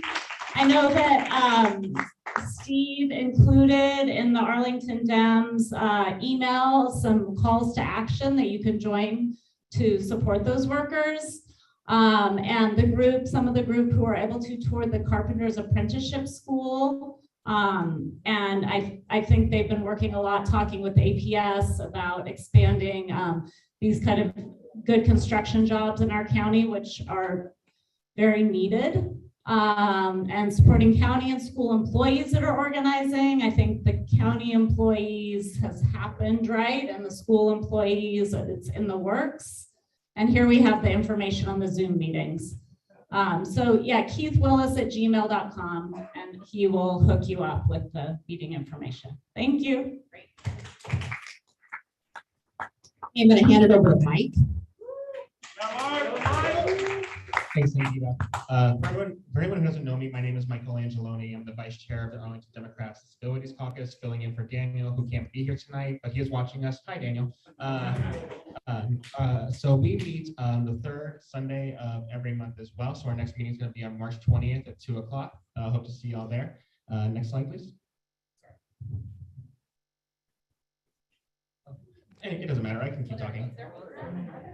Great. So at our January meeting, we elected our new caucus board. We re-elected Daniel Davis as our chair. I'm very grateful to have been re-elected as vice chair of the caucus. And we have several new people on our board, a couple who aren't here tonight, a couple who are. Justin Boatner and Andrew Side as our co-advocacy chairs. Alistair Watson, who I did see here at one point, not sure if he's still here. No, okay, so he is our communications chair. Brian Atkins, I know who is here. He's right over there. He's our fantastic secretary. Alyssa Marlowe, who is our treasurer, and Jennifer Kitchen, who was a Democratic nominee for delegate in the 25th district for the last 2 cycles. Gratefully signed on to be a consultant to our campaign. She is someone who lives with a disability, has a lot of great ideas on how to do more outreach to people living with disabilities around the Commonwealth. So great to have her on our caucus as well. Next slide. Okay, so this is where I have a lot to say. And I'm sorry in advance. There's been a lot of bills that have been introduced in the House of Delegates this year. Some good for people with disabilities, a lot of them not great. So recently, Delegate Phil Scott introduced a bill that would have allowed sub-minimum wage for people living with disabilities who work at small firms. And then when he was presented, yes, exactly, down, booed that. But on top of that, he said when testifying about the bill to the committee that, quote, maybe people with Down syndrome just want to sweep floors. And I'm here to say, sorry. Oh. We did create a response that one of our amazing advocacy chairs, Justin, wrote and recorded. You can find that on our Facebook group in response to Delegate Scott. But what I want to make very, very clear is that people living with disabilities have value, we have worth, and I don't care what anyone says about us being able to be paid less than everyone else because we may receive Medicaid from the government, whatever it might be. Any person in this country or anywhere deserves to be paid what they're worth for the work that they do.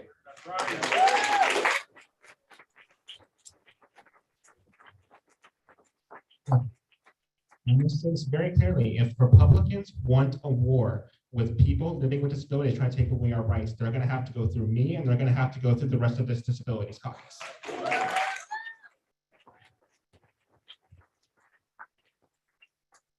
I'll also note a couple other bills that Republicans unfortunately killed. Two that were introduced by Delegate Candy King. One that would have expanded voting rights for curbside voting for people living with intellectual and developmental disabilities. That bill was also killed in committee. Another bill by Delegate King that would have, and I kid you not, created a study to examine the need to expand transportation funding for people living with disabilities. So it wasn't even expanding funding for people living with disabilities for transportation. It was the idea to study expanding funding for people living with disabilities for transportation, and they killed that bill. One bad bill that was killed, however, I'm just going to make sure. Sorry, my there was a bill that was introduced by a Democrat actually in the House Bill 586, which would have threatened the rights of Virginians with disabilities by making it harder to request reasonable accommodations from a landlord or from condominium associations to allow you to have an assistance animal in your apartment or other rental places that you may rent. It was Delegate Ben Valkenburg who introduced that bill. But we did put out an action alert on our Facebook group and on Twitter, calling for people to reach out to the state Senate, calling for them to vote against this bill. I'm happy to say that as of today, that vote passed, and the bill was successfully passed by indefinitely, and it will not be passed this year. So people with service animals will continue to be able to successfully live in the condominiums and the rental spaces that they want to be living in.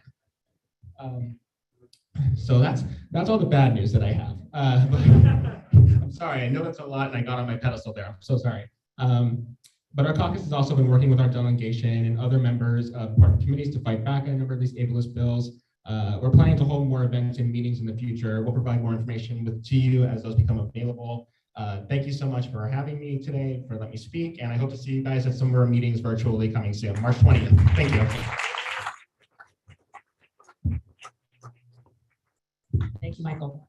By the way, I was totally impressed with Jennifer, the consultant on the call. She was amazing. So some of you already know Alexandra. She is now the vice chair of outreach. Woo! So she's going to speak on equality because I believe Jonathan is out of town. Okay, good evening, fellow Democrats here in the room and also online. Okay, so tonight I'm going to go over our Equality Caucus updates. We are tracking, all of the caucus are actively tracking bills that are going against our progressive agenda. Same-sex marriage ban continues in our Constitution. Please call your delegates and demand a floor vote. The Equality Caucus meets. Next meeting is coming up on Sunday, March 13th at 11:30 a.m. This will be an in-person meeting. Jonathan Jungle will be hosting it. And we're also encouraging everyone to be an ally and sign up to be a voting member by March 6th. So file your candidate form by March 10th. The election, they're holding a, okay, they're holding an election for the following roles on March 13th. They will be electing a vice chair, a secretary, and a treasurer.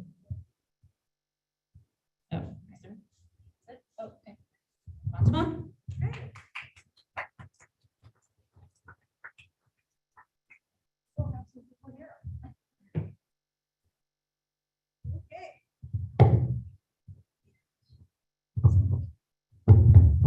Okay, it's just my height.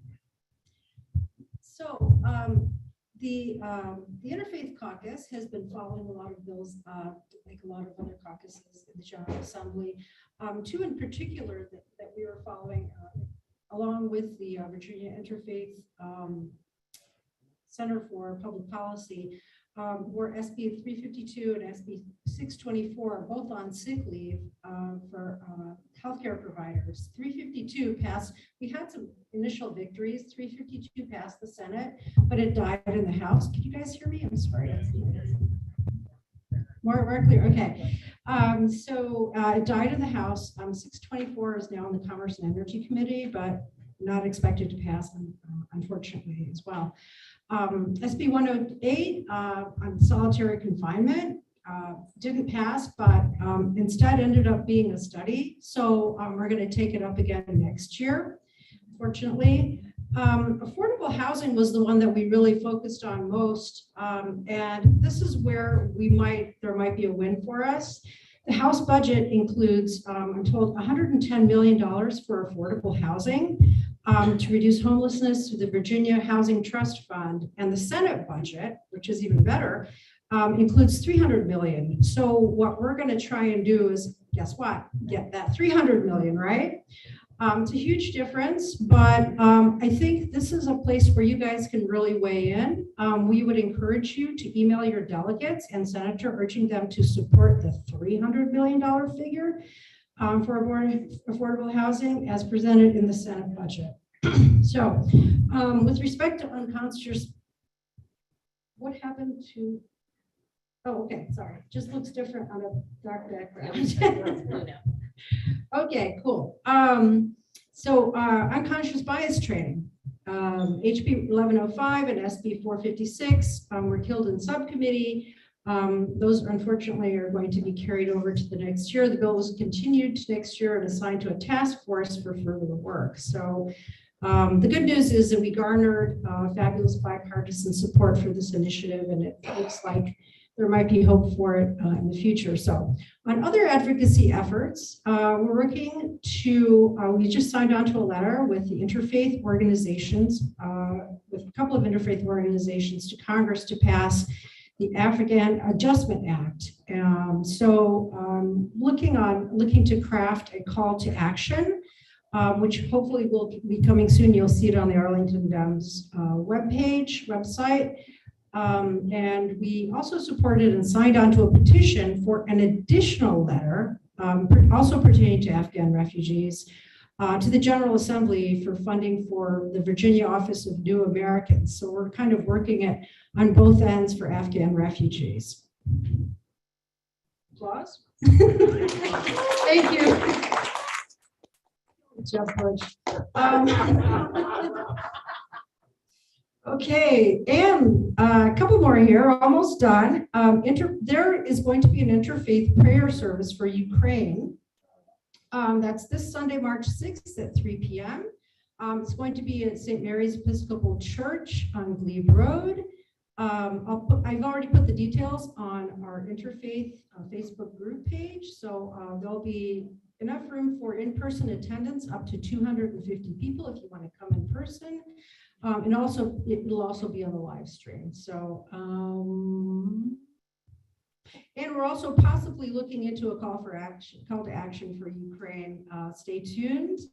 One more thing, immigration. I'm also working with another community organization on pressuring the administration to restore asylum by ending Title 42 and the Remain in Mexico policy. I see that this is getting kind of long, but if you want details, please reach out to me and I'll try and put more detail on our Facebook group page.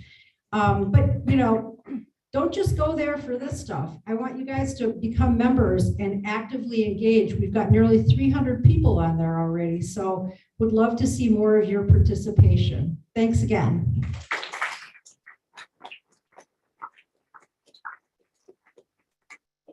Thank you, Fatima. I'm just going to speak on behalf of the Latino Caucus, and I'm going to try my best here in Spanish. Whoops, I'm sorry. Oh, I'm going backwards. Okay, here we go. Motivando el voto latino. I hope I said that right.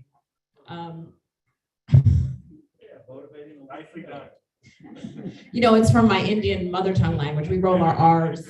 So that's why it's easy for me to speak Spanish, even though I never learned it. Okay, next. All right, so they did have their recent, they had their recent elections. So Sandra Brody is the political director. Karen Guav, this is where I mess up. How do I say it?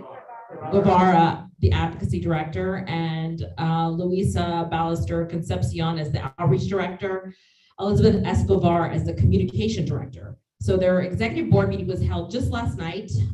They're really excited to focus on this year for advocacy, for example, the Columbia Gardens apartments and other housing issues.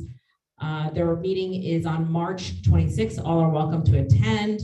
They're going to focus this month. It is Women's History Month. So they're going to focus on Arlington's Latina leaders. All the caucuses have Facebook pages, so please visit. This is the Arlington Dems Latino Caucus, and let's see, next slide. And Charlie, you're up next. Hello again. Your Veterans and Military Family Caucus is continuing to collect cereal and food items for the Arlington Food Assistance Center at every Arlington Democrats meeting. The thing they need the most is cereal. It's the most asked for and the least donated. It's expensive to buy cereal these days, but you can get some good deals at Giant, sometimes at Harris Teeter too. But if you're going through your pantry and you're looking at a bag of rice or that can of pie filling or something like that, and you know you're not going to use it before the expiration date, bring it on in and we'll take it over there to the AFAC. We have quarterly meetings of the Arlington Veterans Caucus, Veterans Military Family Caucus. We just had one last month. We have decided that we're going to target Elaine Luria's race by melding into the Beyond Arlington folks and going down there to canvass on September 17 and 18 and 24 and 25. Since last month, we've expanded our roles by 6 people. So if you are a veteran, or better yet, a military family member of a veteran, it can be your spouse, your son, your daughter, your aunt, your uncle, your grandma, your grandpa, your great-grandpa. If they're in there, we'll take you. So thank you. And oh, yes, we did change from Mil Vets to the Veterans and Military Families Caucus of the Arlington Democrats. That keeps us in line with the Democratic Party of Virginia and the National Democratic Party.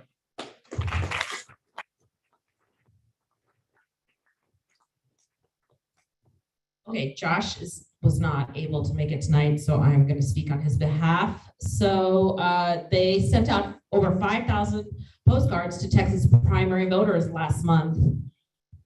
Phone banking volunteers explain the stakes of the midterms, and they are coordinating with Beyond Arlington and trips to PA.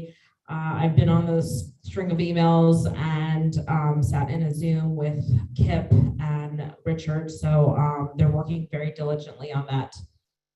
Okay, Susan, is she still here? Okay. Grassroots. 45 plus grassroots orgs under the umbrella of Virginia Grassroots Coalition are busy testifying, calling, email, etc. to delegate senators during the current legislative session. At recent grassroots meetings and events, several members stated that they're filing to become voting delegates to the 8th or 11th CD virtual conventions or filing to run a seat on the 8th or 11th Congressional District Committee, Democratic Committee. Our Revolution Arlington held a meeting on February 14th after being on hiatus since August 2021. Okay, so we do need some help on the farmers market side. So if anybody's interested, please email me, outreach@arlingtondemocrats.org. As you can see, there are a lot of farmers markets going on. I'll say Courthouse is probably the busiest. So if anybody's interested, as well as festivals. So I believe Laura wanted to step down. So we need help on the festival side and we need help on the farmers market side. So if anybody would like to spare a few hours on the weekends, that would help tremendously. Okay, that's all I have for outreach. Oh, we're having our quarterly outreach meeting tomorrow. So we can just, use, we can share ideas and, streamline and share best practices.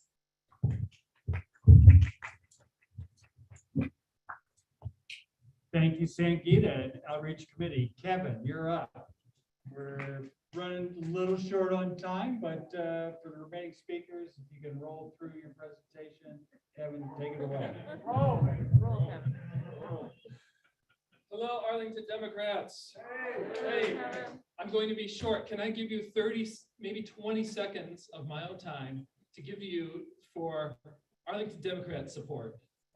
I do voter support, but can we take a minute to realize, hey, we made it. What a couple of, it's been about 4 years, the last 24 months, don't you think? And here we are. Maybe it's old news to be in person. I'm feeling I've attended kind of here and there. Maybe you've seen me. I've been the wallflower who you didn't know had a loud voice, but now you do. Anyway, I'm feeling more comfortable. I hope a lot of you are. And so here we are. To quote Jimmy Fallon, you're here. You made it. So thank you very much. In case you're wondering who this guy is who just stood up in front of you, my name is Kevin McCaffrey. I was an outsider who was welcomed in here 2 years ago. Some of you have said you're new, so welcome. I was like you. I walked in one day and I said, "Hey, put me to work." And they said, "I love it." And they said, "Do you know anything about politics?" "No, I do government." And they said, "Okay, close enough." So they found a job for me. I got involved just in time, right when they were sending us home, March 2020. Gotten to gear up for the 2020 election to throw the bums out, and so glad we did. And thank you for your support. Recently, you installed me in this role, the voter support chair. So I'm taking on a larger role. You'll be hearing more from me. Today will be very quick. That's not me. Yep, but let me just mention the team really quickly. I know Marjorie in particular is watching from home, so thanks for joining from home. Bob, I think, had to leave, but Bob was gratefully joined our team to handle some information needs. In this age of disinformation, we're going to put some attention on voter information, get the truth out there, get what people know. And Paula, Mary, Ann, Sandra, Diana, and Heidi, welcome today. So we've got a great team. We're going to be coming around to you, the rest of you, for volunteers. Come with voter registration. Come this March. Come to that. But anyway, here's what we do. This is the bulk of my message today. What do? We get voters signed up. We get voters informed. We get voters to vote. We want every single Democrat in Arlington to show up to vote and to know, to have the information they need, have the support they need. And so that's the plan, beginning with the June primary. So key dates, you'll be hearing more from me in the coming months. May 31st is the end of voter registration to be able to vote in time for the primary. And primary election, you heard one of our candidates tonight, is June 21st. So this spring, we will be gearing up for our spring voter registration drive. So lots of good times coming, and you'll be hearing from us about please come and vote, please come in and volunteer first before you vote to get people signed up. So once again, my name is Kevin McCaffrey, in case you don't know me. And if you have any questions, you'll know where to find me. I live just down the street. I'm here in the brand new Arlington, Virginia 2nd District. So anyway, I'm nearby. Thank you very much. Thank you, Kevin. Next up, Beyond Arlington. All right. Most of you know me. I'm Richard Skinner. I'm the new head of Beyond Arlington. Here we have my two vice chairs, Paul Ashton and Kip Londowski, who I'm sure you all know. So without any further ado, let's go. We've got a big year ahead of us, 2022. Obviously, you all know that we're seeing battles for control of both the U.S. House and the Senate. Our priority will be the races in Virginia, but we will be active elsewhere. We are not going to work alone. We're going to work as much as possible with other party committees, both here in Virginia and other states. We'll be partnering with AYD, Blue Families, and so on. Volunteers are the lifeblood of Beyond Arlington. We're going to be doing more and more, as much as we can, to provide support to those volunteers, providing them with money for gas and housing. We are going to do a phone bank with AYD and Blue Families to talk to our volunteers to make sure that they understand what we'll be doing this year. We have a lot of things that people can do: in-person canvassing, phone banking, text banking, postcard writing. Of course, that's Blue Families thing. And we're also going to be trying to share our skills with other parties in Virginia. Our top priorities in Virginia are the 2 competitive House races, which I think most of you know. We have the 7th district and the 2nd district. We cannot currently get behind any candidates until the filing deadline in April. And it seems extremely likely that we'll be dealing with Abigail Spanberger in the 7th and Elaine Luria in the 2nd. The 7th, of course, is going to be a particular priority for us, since most of the people there live in Prince William, Stafford, and so on. And so it's going to be a fairly easy trip for most people. We don't know whether or not there'll be House of Delegates races this year. We're just going to have to wait on that. But we have some races in mind, should there be races. 2 nearby states that we're planning on targeting: Pennsylvania and North Carolina. There are statewide races in both states. There are also House races in both states. We now actually have congressional maps, but we're still waiting on primaries. So more to come there. Paul. Thank you. As Richard said, we are sort of enjoined by party rules not to engage with campaigns until the filing deadline of the primary is over, until we have an established Democratic candidate. But there are things. So we need to wait on our canvassing and our phone banking into campaigns until those things are finished. But there are things that we can do now. There's important phone banking opportunities that are active at this point, and Kip will tell us about those in a second. And we can also work with neighboring Democratic committees to share some of the skills that are in this room that are on the grassroots level. I'll let Kip talk about the phone banking, and then I'll come back on the skill sharing in a second. All right, hello everyone. I'm Kip Malinowski, and I'm here to talk about phone calls, your favorite part of the night, I know. Can we go to the next slide real quick? You have the. Oh, I have the. Yeah. Doesn't work so well when I been out of practice here. All right, and this beautiful slide, you can see the states right now where we can call to make a difference. Believe it or not, this tool right here can defeat fascists. We call and we get Democrats out there to vote. We can make this happen.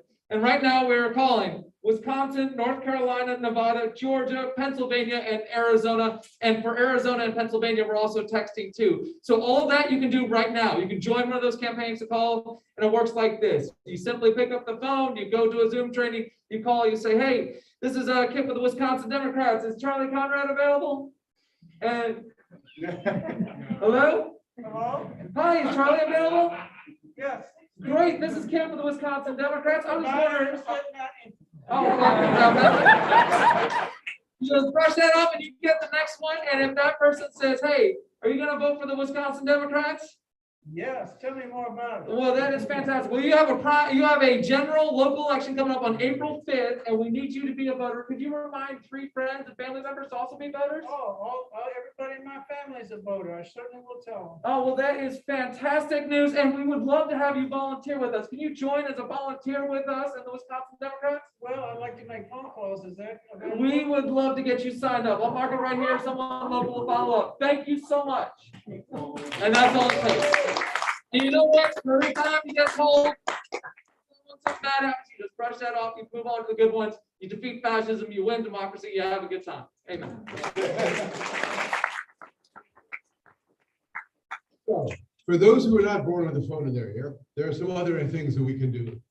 One of the things that we have been talking about over the years has been trying to find some way that we can leave something behind after a campaign. We send volunteers down, knocking on doors. We do a great job of that. We have a lot of impact.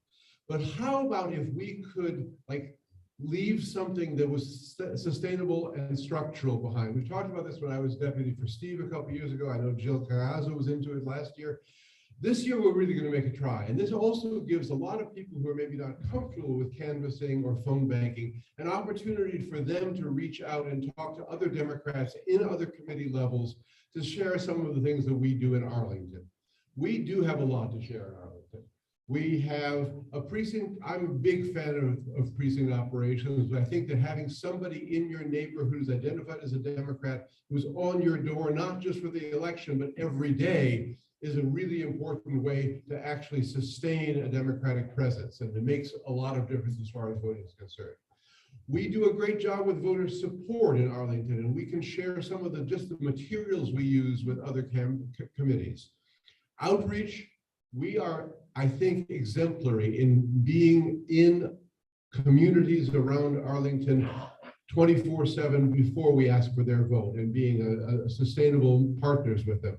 We can teach other committees how to do that. It needs to be targeted. The Arlington model may not work in every part of Virginia, but we also need to avoid arrogance. The last thing we need is we're from Arlington, we're here to help. So we've got to be careful about this, but I think appropriately targeted, appropriately organized, this can be a really important thing for us to do. And I think a lot of people in Arlington can help out with this. We'll work on the modalities. We're going to be making phone calls to the whole volunteer list of Beyond Arlington and Blue Families.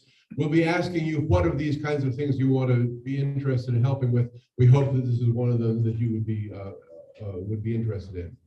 Right now, we're going to be working in probably the 7th Congressional District, a logical target. They have congressional races now. They will have state senate and House races sometime, either not this year or next year. The Stafford County Committee has been particularly responsive so far, but we're also working with Spotsylvania, Fredericksburg, and others. Thanks very much for your time. I hope to see you on the campaign trail this year.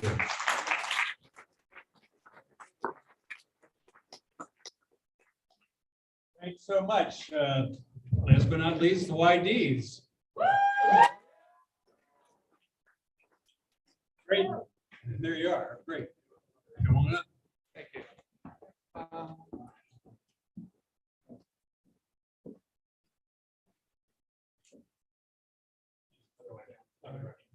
All right, this is the Arlington Young Democrats report for February. So back in, unfortunately, the older ones that did not get fully updated, but back earlier this month, we had our For the Love of Democracy happy hour. We went ahead and ended up attendees at this event helped make Valentine's for CRI, Adult Living Community, which is a nonprofit, community-based nonprofit organization focused on providing personalized resources for people with developmental disabilities and mental health needs. We also had we co-hosted our Black Excellence panel. I cannot say any more about anything else that Maya has already said, other than thank you to State Senator McKellen, Ken Carter, Amina Lipman-Dawson, Dr. Aapi Nobles, and of course the Arlington Democrats Black Caucus. Also, we also chose our new caucus chairs, including for Arts, Culture, and Entertainment, Nav Sandhu, Health, Education, Disability Advocacy, Mark Perlman, Housing, Environment, and Infrastructure, Tony Steiner and Meredith Miller, Immigration, Justice, Civil Rights, and Liberties, Alana Parsons, Labor, Commerce, Technology, and Finance, Samantha Litchfield and Matthew Trowbridge, and finally, Veterans and Foreign Affairs, Sacha Bernat. And all right, so with the ongoing situation in Ukraine and as it develops, we continue to stand with Ukraine and condemn the war being waged upon them by the Russian Federation. We support continued sanctions and diplomatic pressure from the United States and aid to all refugees fleeing the crisis. We put out a statement and you can read it on our various social media channels.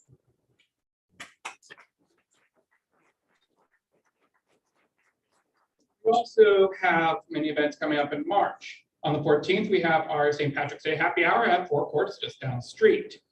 Also on the 22nd, we're having via Zoom our AYD Women's Leadership Forum. We were debating the location. Also, we're doing a community service event later this month. And finally, Blue Victory After Dark is a go, which will be on April 30th from 9 to 11. Please buy your tickets.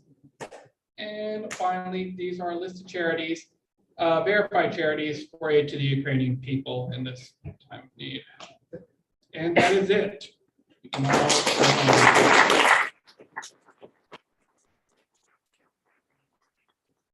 Thank you guys so much. And as you see, the last slide of the night is just a reminder about the Blue Victory Dinner 2022. It's up on our website now. Thank you everyone in advance for getting those early bird tickets, which are on sale now and good till April 3rd. You have until April 3rd. until April 3rd to get your early bird ticket. Thank you everybody for being here tonight. Appreciate you coming. Look forward to seeing you in April, if not sooner. See some of you this weekend at the 8th District Committee. Drive safe, and thanks again for being here.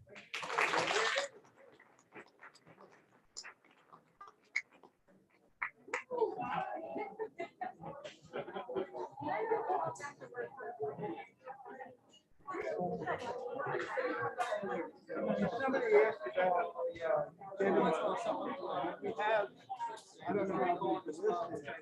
And not only people who serve in and it used to. Thank you, sir. Yeah. So, and I took trouble for figuring out what they could find me.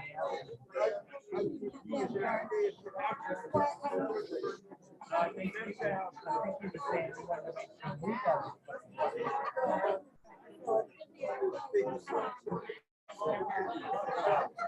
I thought he was, I may be wrong. I thought he was saying.